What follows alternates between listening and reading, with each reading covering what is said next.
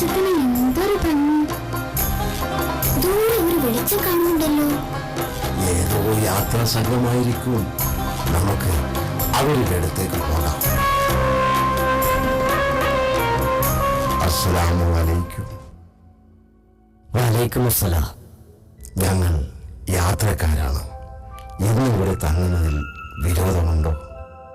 അഹ്ലൻ വസഹലൻ, സന്തോഷമേ ഉള്ളൂ. എന്നെ ഉപദേശിക്കുന്നോ? അത് ഞാൻ എനിക്ക് ഇഷ്ടമുള്ള പോലെ ചെയ്യും. അത് ചോദിക്കാൻ നീ ആരാ? സഹോദര, നിന്റെ കഴിവുകൊണ്ട് മാത്രമല്ല നീ അത് സമ്പാദിച്ചത്. ദൈവത്തെ മറന്നുകൊണ്ട് ഒന്നും പറയരുത്. നീ എന്നെ ഉപദേശിക്കാനൊന്നും വരണ്ട. അവിടെ ഒരു ബഹളം, ആരോ വഴക്കിടുന്നുണ്ടല്ലോ. അത് ഞങ്ങളുടെ കൂട്ടത്തിലുള്ള രണ്ടുപേരാണ്. ഒരുത്തൻ മഹാ അഹങ്കാരിയും ധിക്കാരിയുമാണ്. അയാൾ ആരെയും വകവെക്കില്ല. അഹങ്കാരം അല്ലേ? മറ്റുള്ളവരെല്ലാം ഒന്നിനും കൊള്ളാത്തവരാണെന്ന് വിചാരിക്കുന്നതല്ലേ അഹങ്കാരം? അതെ. സത്യത്തെ നിഷേധിക്കലും ജനങ്ങളെ ധിക്കരിക്കലുമാണ് അഹങ്കാരം. അഹങ്കാരികളുടെ ജീവിതം വലിയ നാശത്തിലായിരിക്കും കലാശിക്കുക. ആ തോട്ടക്കാരന്റെ കഥ പോലെ. ഏത് തോട്ടക്കാരൻ? മോനെ, കഥ കേട്ടിട്ടില്ലേ? ഒരു വലിയ തോട്ടത്തിന്റെ ഉടമസ്ഥൻ അഹങ്കാരിയായി തീർന്നപ്പോൾ അയാളുടെ തോട്ടം മുഴുവൻ നശിച്ചുപോയ കഥ. ഇല്ല. നിങ്ങളും കേട്ടിട്ടില്ലേ? ഇല്ല. ശരി, എങ്കിൽ ഞാൻ ആ കഥ പറയാം. മനോഹരമായ ഒരു തോട്ടം.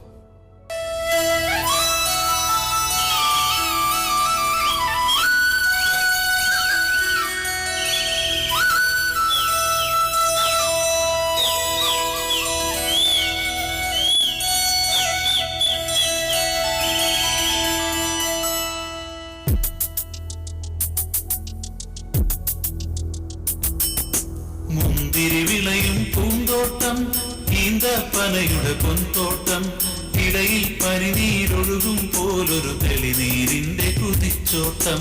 മുന്തിരിവിളയും പൂന്തോട്ടം, ഈന്തപ്പനയുടെ പൊൻതോട്ടം, ഇടയിൽ പനിനീരൊഴുകും പോലൊരു തെളിനീരിന്റെ കുതിച്ചോട്ടം.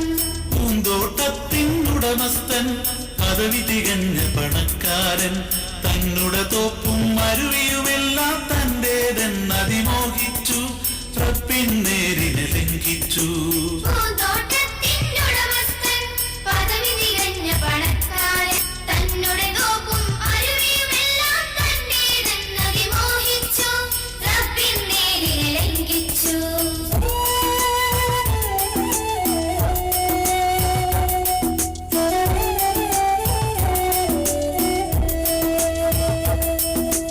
അവന്റെ പാവം ചങ്ങാതി അറിവ് തികഞ്ഞൊരു സൽക്കർമ്മി, അള്ള കൊടുത്ത ധനത്തിലകന്ത ധരിക്കരുതെന്നുപദേശിച്ചു, വിനയം കാട്ടാൻ ശാസിച്ചു.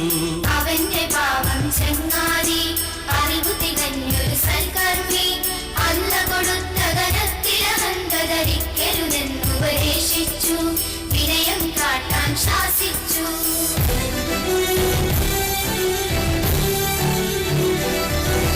മറുത്തു ചൊല്ലി മുതലാളി പറഞ്ഞു, ഞാനാണധികാരി, അള്ള എനിക്കിനി വീണ്ടും നൽകും പണവും പദവിയും ഒരുപാട്, മുറിയുകയില്ല ഈ ഇടപാട്.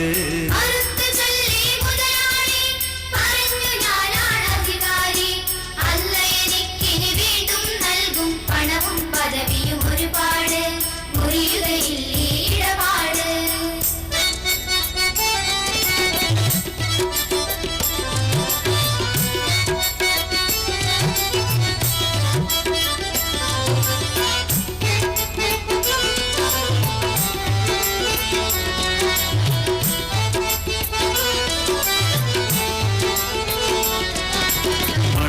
നിന്നെ സൃഷ്ടിച്ചു മഹിമ തികഞ്ഞവൻ അല്ലാഹു, മരിച്ചു ചെന്നാൽ പരലോകത്തിൽ നിന്റെ കണക്കുകൾ കാണിക്കും, നരകം തന്നവൻ ശിക്ഷിക്കും.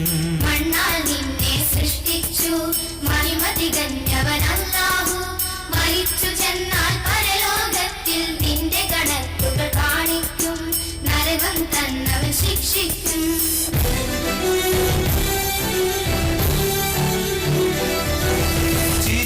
തല്ലി മുതലാളി മരിക്കുമെന്നോ ചങ്ങാതി, പരലോകത്തിലുമെനി എനിക്കു വീണ്ടും പദവികൾ നൽകും അല്ലാഹു, മുതലുകൾ നൽകും അല്ലാഹു. ചിരിച്ചു തള്ളി മുതലാളി മരിക്കുമെന്നോ ചങ്ങാതി, പരലോകത്തിലും എനിക്കു വീണ്ടും പദവികൾ നൽകും അല്ലാഹു, മുതലുകൾ നൽകും അല്ലാഹു.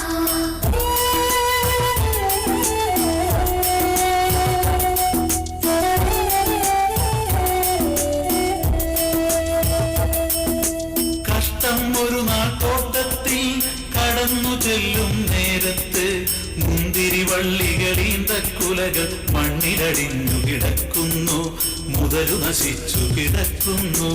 കഷ്ടം ഒരു നാൾ തോട്ടത്തിൽ കടന്നു ചെല്ലും നേരത്ത് മുന്തിരിവള്ളികൾ ഈന്തക്കുലകൾ മണ്ണിലടിഞ്ഞു കിടക്കുന്നു, മുതലു നശിച്ചു കിടക്കുന്നു. കരഞ്ഞു പാവം മുതലാളി, പറഞ്ഞു ഞാനാം ധിക്കാരി, പരമപ്രഭുവാം പടച്ചവന് പങ്കാളികളെ കൽപ്പിച്ചു, പെരും വിനാശം വാങ്ങിച്ചു. കരഞ്ഞു പാവം മുതലാളി, പറഞ്ഞു ഞാനാം ധിക്കാരി, പരമപ്രഭുവാം പടച്ചവന് പങ്കാളികളെ കൽപ്പിച്ചു, പെരും വിനാശം വാങ്ങിച്ചു. പരമപ്രഭുവാം പടച്ചവന് പങ്കാളികളെ കൽപ്പിച്ചു, പെരും വിനാശം വാങ്ങിച്ചു. പരമപ്രഭുവാം പടച്ചവന് പങ്കാളികളെ കൽപ്പിച്ചു, പെരും വിനാശം വാങ്ങിച്ചു. ശരി സുഹൃത്തെ, ഞങ്ങൾക്ക് പോകാൻ സമയമായി. രാത്രി ഞങ്ങൾക്ക് വിശ്രമിക്കാൻ സൗകര്യം ചെയ്തു തന്നതിന് വളരെ നന്ദി. അള്ളാഹു താങ്കളെ അനുഗ്രഹിക്കട്ടെ. അസ്സലാമു അലൈക്കും. വലൈക്കും സലാം. ശരി, താങ്കൾക്ക് നല്ലത് വരട്ടെ.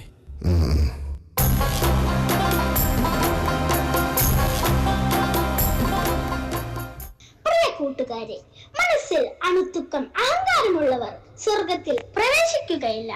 അഹങ്കാരം എന്നാൽ സത്യത്തെ പുച്ഛിക്കലും മറ്റുള്ളവരെ നിസ്സാരമായി കാണലുമാണ്.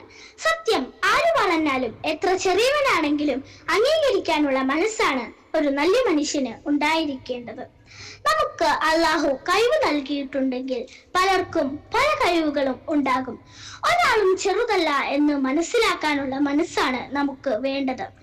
അങ്ങനെയുള്ളവർക്ക് അഹങ്കാരത്തിൽ നിന്ന് മുക്തനാകാൻ സാധിക്കും. സഹോദരങ്ങളെ, അഹങ്കാരമില്ലാതെ വിനയത്തോടുകൂടി ജീവിക്കുന്ന വിശ്വാസികളുടെ കൂട്ടത്തിൽ നമ്മെ ഉൾപ്പെടുത്തി അനുഗ്രഹിക്കുമാറാകട്ടെ. ആമീൻ.